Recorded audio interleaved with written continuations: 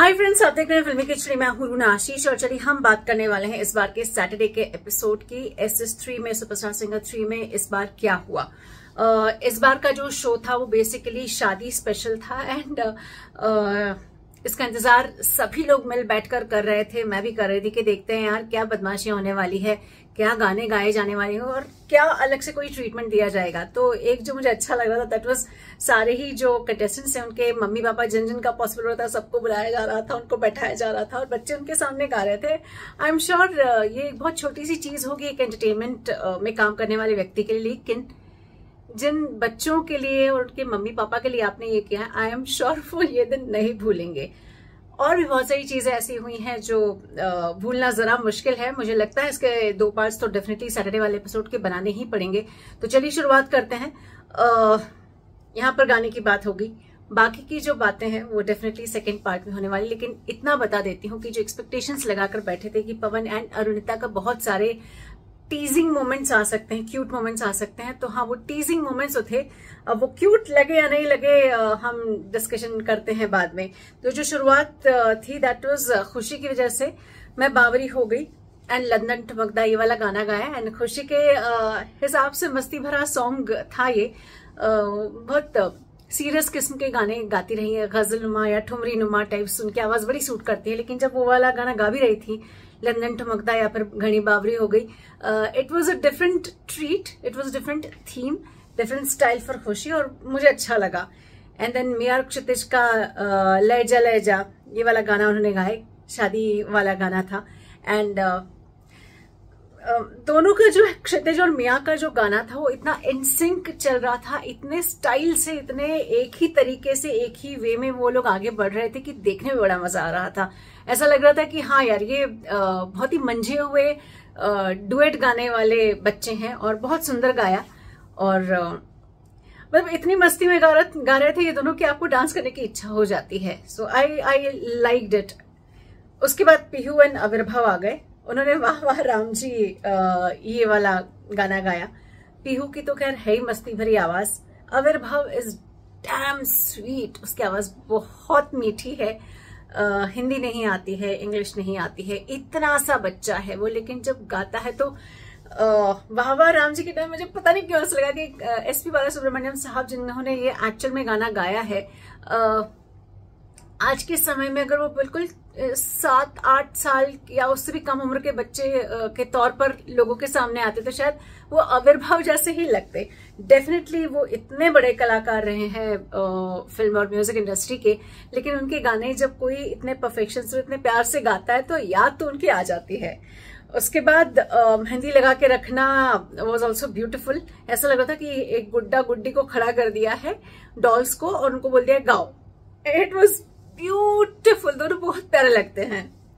उसके बाद लेजल एंड अथर्व का ये कॉम्बिनेशन एक बार फिर से इस्तेमाल किया गया, ओके, और तेरे हवाले कर दिया। एंड मानना पड़ेगा दोनों ने बहुत सुंदर गाया है।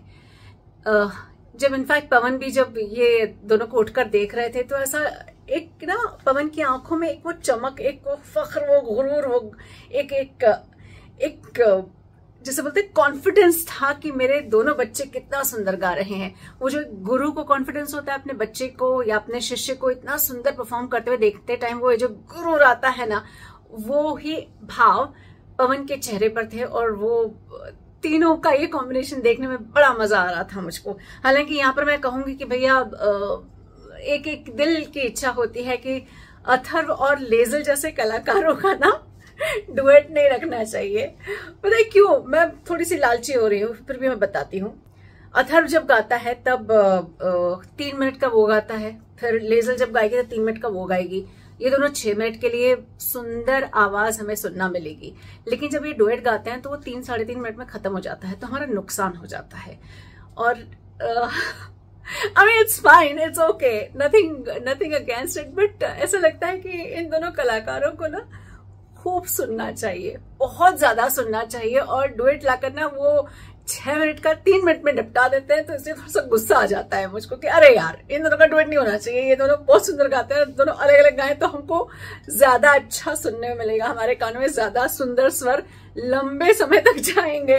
पता नहीं आप मेरी बात से वाकिफ, आप मतलब आप अग्री करते हैं या नहीं करते हैं, बताइएगा मुझको कि मेरी बात से आप अग्री करते हैं या नहीं। ओके, उसके बाद फिर एक बार फिर से दिया साइली आई है मेरे हाथों में, और ये गलियां ये चौबारा, इट वॉज ब्यूटिफुल, क्योंकि एक तो जिस तरीके की क्यूटनेस दिया लेकर आती है किसी भी गाने में, उसकी तो बात ही क्या है। आई मीन इतनी सी है, लेकिन सुरों के मामले में थोड़ा ज्यादा ही ज्ञान है मैडम को। एंड देन साइली जो है कंप्लीटली कवर करते हुए अपने बच्चे को आगे बढ़ती है कि तुम गाना गाओ, मैं हूं तुम्हारे पीछे, और दोनों क्या क्या गाती हैं यार। आई मीन टू गुड यार, व्हाट अ गुरु शिष्य टीम यार, it was really really nice. फिर देवानुश्री और निशांत का एवे एवे वाज आल्सो देयर, और अर्जुन का और दानिश का कोई जाने कोई ना जाने। ये गाना सुनने के बाद मुझे नुसरत साहब की याद आ गई। अर्जुन अलग टेंशन पे गा रहे थे, दानिश मुझे लग रहा था कि वो अपने सुर को अपने शिष्य के हिसाब से मैनेज करते हुए गा रहे थे। जैसा कि हर बार पवन खुद कहते हैं कि बच्चा गाए वो ज्यादा इम्पोर्टेंट है, तो शायद दानिश का भी वही रहा होगा, उन्होंने भी वही सोचा होगा कि नहीं स्टूडेंट ज्यादा इम्पोर्टेंट होते हैं। तो शायद ये कैप्टन्स ऐसे ही होते हैं जो अपने बच्चे को इतना सपोर्ट करते हैं कि अपना पिच थोड़ा सा ऊपर नीचे कर लेते हैं ताकि बच्चे का पिच बहुत निखर कर आए। तो बच्चा लाइट एंड नुसरत साहब की कोई जाने कोई ना जाने, टू आउटस्टैंडिंग यार, मजा आ गया यार। दानिश और अर्जुन बहुत ही सुंदर गाया, it was really nice. Saturday को एक्चुअली बहुत सारी चीजें ऐसी हुई हैं जो चलिए, उसके बाद संजू राठौर जी आए थे और गुलाबी साड़ी वाला उन्होंने प्रॉपर परफॉर्म किया था और देख के मजा आ रहा था। ओवरऑल देखा जाए तो गानों के साथ और जो माहौल बन रहा था, सुंदर गाने, अच्छे अच्छे से ड्रेसेस, मुझे सैटरडे का शो बहुत अच्छा लगा। आपको कैसा लगा जरा लिख कर बताइए। जय हिंद।